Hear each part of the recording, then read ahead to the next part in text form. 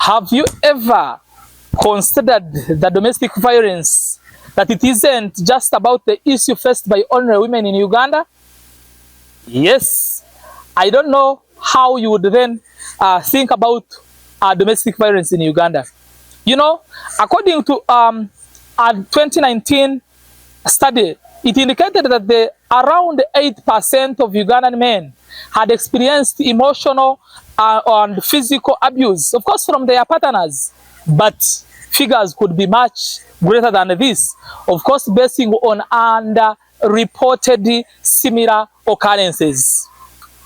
Today, I rise not to speak for a far-off tale, but to expose the truth hidden in the plain sight, and of course, the truth that sits uncomfortably in the shadow of all our conversations on domestic violence that kills men in silence.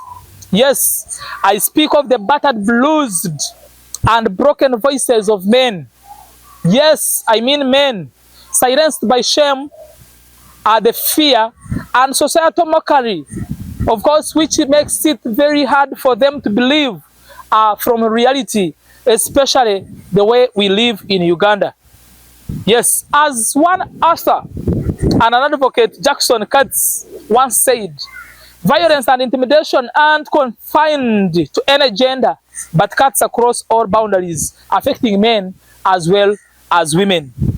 Ladies and gentlemen, in our society, a man is expected to be a pillar, a protector, a provider, because of that high sense and belief of masculinity.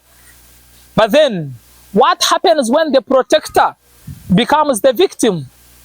I want us to reflect on this. What really happens when the strong is ashamed to speak? When the strong is very weak, speak out of the reality. To a 2021 report of Uganda Bureau of Statistics, 4 in every 10 cases of domestic abuse reported by men go uninvestigated. And this is simply because, it's not simply because they lack merit, but rather these cases are put on the gender-based dominance, where they think that men are not supposed to be going through this kind of violence. Well, we have done well to highlight the plight of women in abusive relationships, and rightly so. But now, time has come to balance the scales of justice and acknowledge the male victims as well.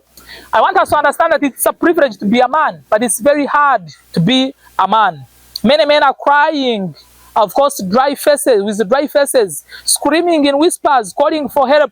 But all this is not coming true because people still believe that men are not supposed to cry this.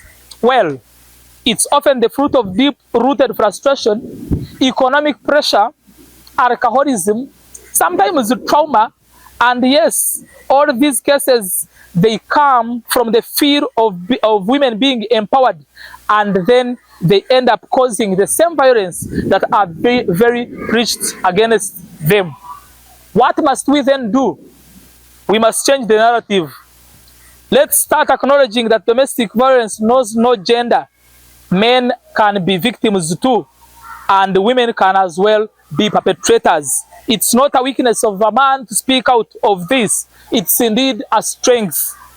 We must equip our institutions, police, hospitals, and community leaders must be trained to handle male victim reports with seriousness and empathy, not being ridiculous to think that men cannot go through the same cases of violence. As I conclude, ladies and gentlemen, through my Edwin Foundation, I call upon the international communities and human rights organizations and every other heart that beats for justice in this world to come with, and we stand together so that we can confront this silent crisis. Let's become the voice of those who dare not to speak, the strength for those who are too broken to stand. For God and my country, I remain Edwin Twinomugisha. I thank you all for listening to me.